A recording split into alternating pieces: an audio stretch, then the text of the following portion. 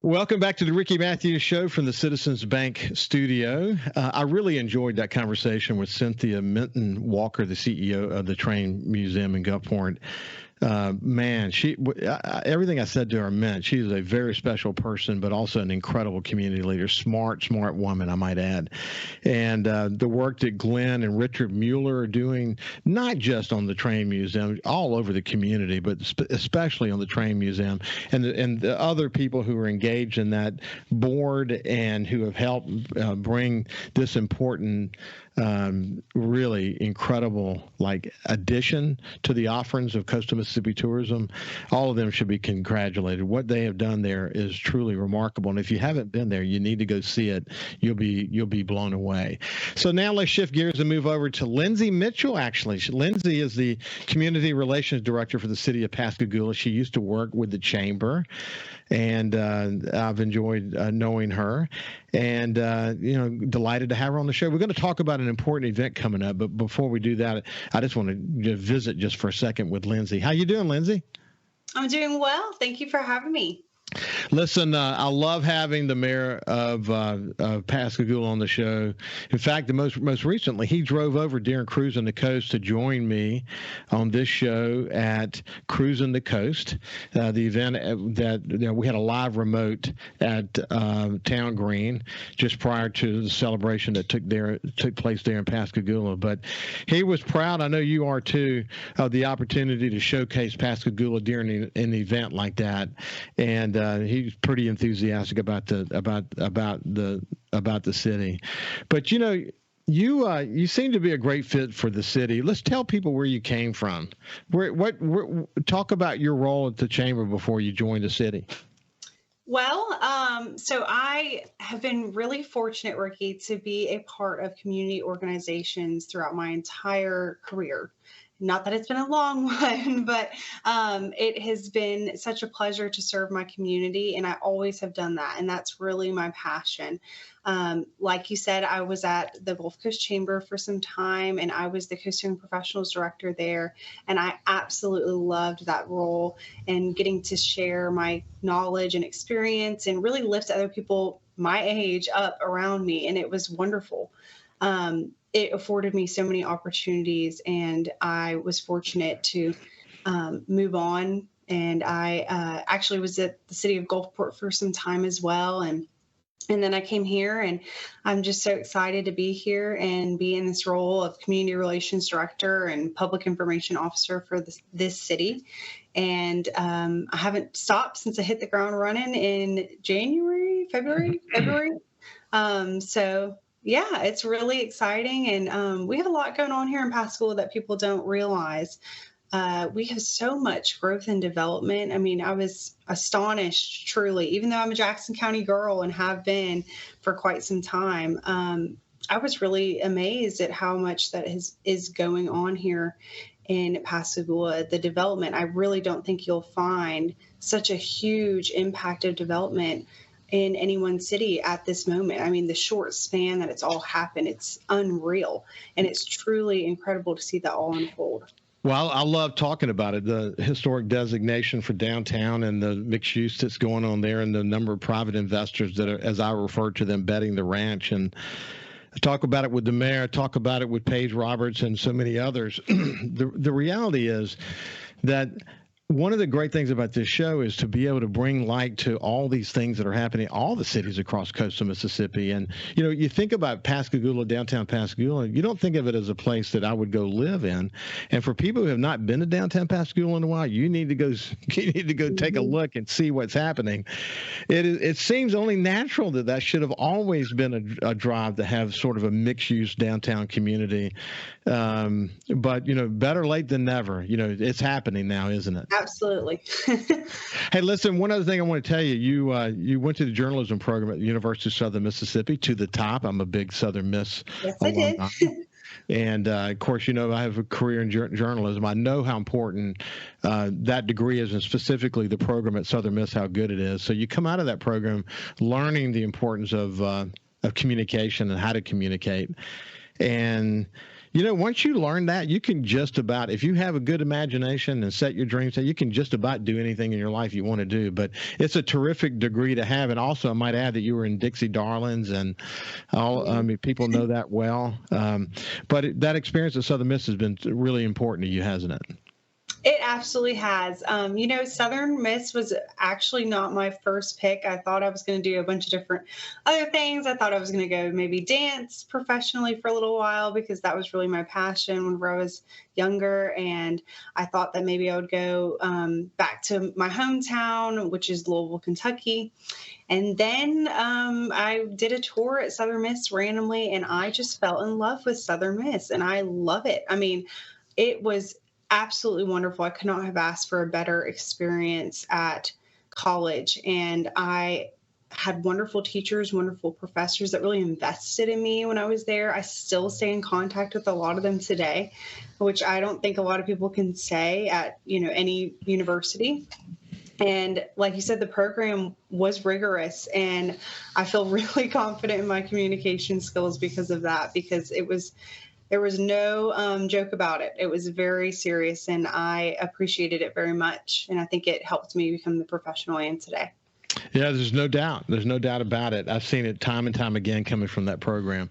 Listen, the mayor has been on my show a couple of times. I remember when you guys first learned that you were going to get the designation as a World War II Heritage City by the National Park Service, how important that was to the city.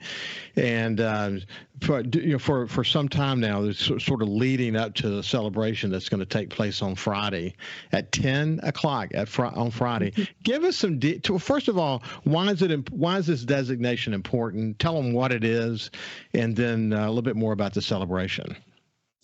So as many people know, Pascagoula is an industrial city, if you will. And really where that started was World War II.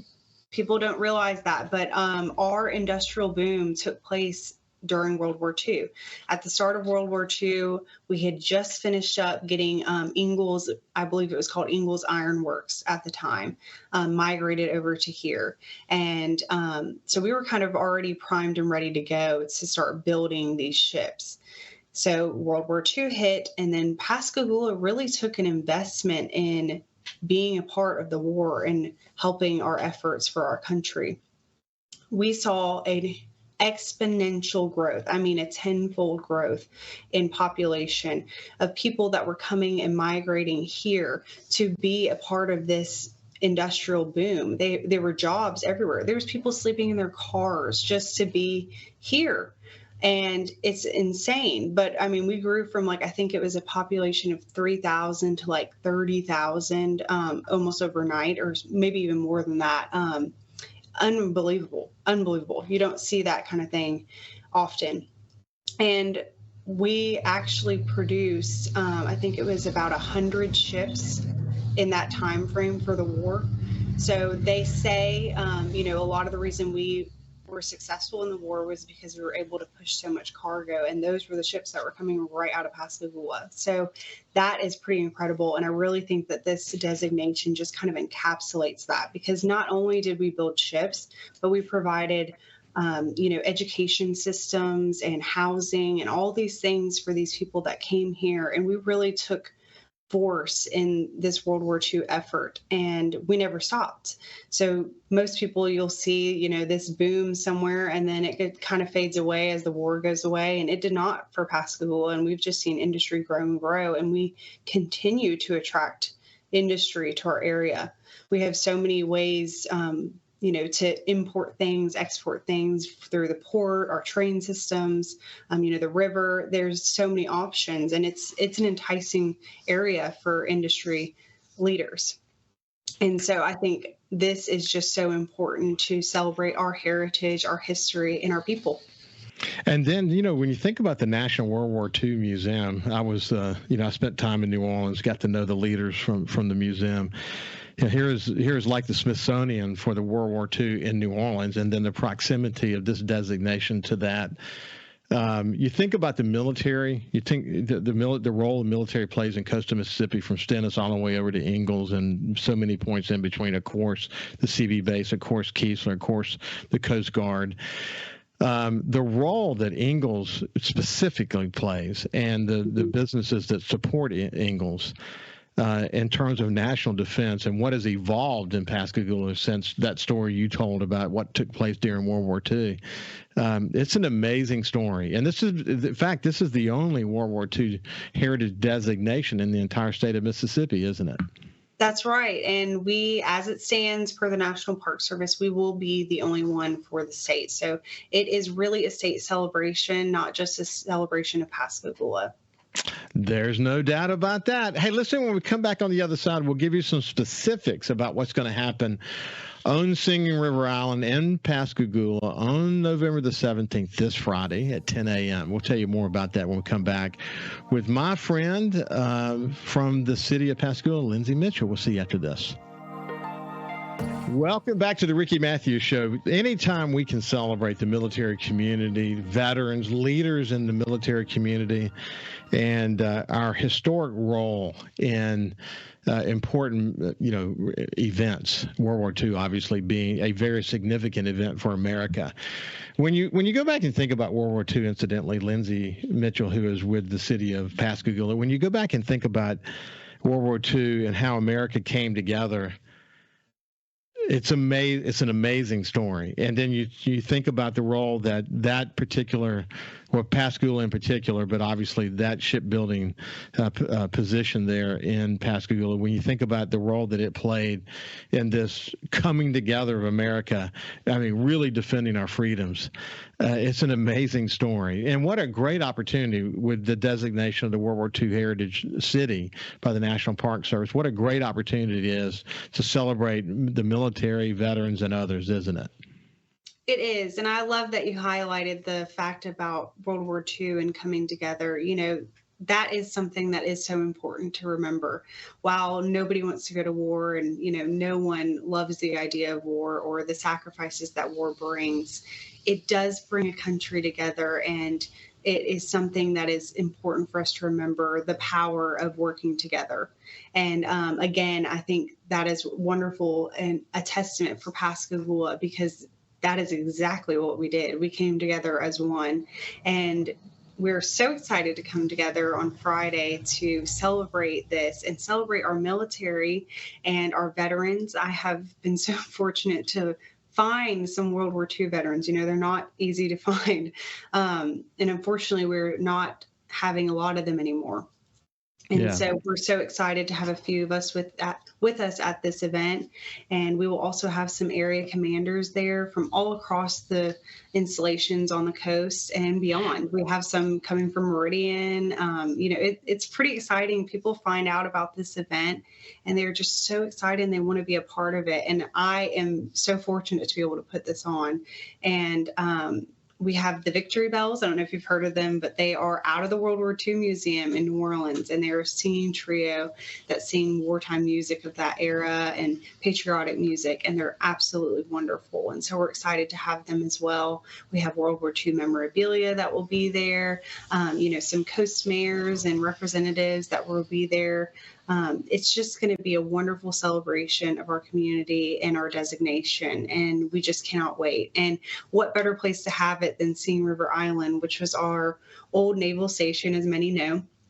And, we'll be utilizing the area where the old bunkers were, and we'll have those open with some exciting things in there as well. Well, congratulations on getting the Victory Bells over, incidentally. I've seen them a bunch of times, and their harmonies are incredible. And they do the period music of around that time so wonderfully. And so when they sing it, it just conjures up all kinds of, old movies and thoughts in your head, but they really have it down. They're really, really good. But you've got congressional leadership that's going to be there. You've got state leadership that's going to be there. And I mean, it's a real celebration for people who don't know about Singing River Island. That might be sort of a new term to some people. What's the best way to tell them to get there? So when you're on Highway 90 heading towards Pascagoula, you'll turn towards Jerry St. Pé Highway, which is towards Ingalls. And right when you turn off of 90 onto Jerry St. Pay, there is an immediate right turn. And that is where you're going to go. And you go on this long causeway around to the island. And then we'll have directional signage when you get onto the island. And it's basically a one road track, and you'll be led straight to where the event area is. And I don't think you'll be able to miss it when we have it all set up. So I'm pretty excited. Hey, so once the celebration is behind us, what are the various ways the city is going to use this designation so that people are constantly aware of how important it is? So we have definitely had conversations about that because, obviously our forefront right now has been getting this celebration together. And we have definitely had conversations about how we can continue this legacy, because it's not just a one and done experience. This is something that we will have forever and ever to come. We have recently placed some World War II heritage markers throughout the city entrances. And we also have some banners that we did a partnership with Ingalls to get those banners to line Ingalls Avenue, where the East Bank entrance is, which was the original entrance, as I understand. And so we'll continue to do different things. We're hoping to get maybe the education system involved, or, maybe it's some art sculptures, or the sky is really the limit, honestly. And so, but we're definitely thinking of ways that we can continue this effort, and we look forward to doing so. Oh, there's no doubt what will emanate from this will be incredible. Yeah, I think the art project recently in downtown that involved steel from Ingalls, et cetera, it's just incredible. I mean, it just shows you how you can sort of connect all the dots, create an awareness, in this case with beautiful art, of the important footprints of industry in that community, and all the community partners that come to bear in doing something like that. It's just so awesome to watch.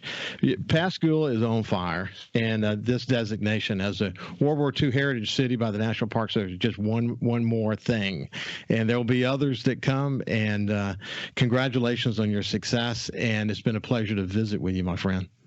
Thank you so much. Thank you for having me. You bet. This has been Lindsay Mitchell from the city of Pascagoula. Don't miss the celebration Friday at 10 on Singing River Island. Have a great day, and we will see you tomorrow.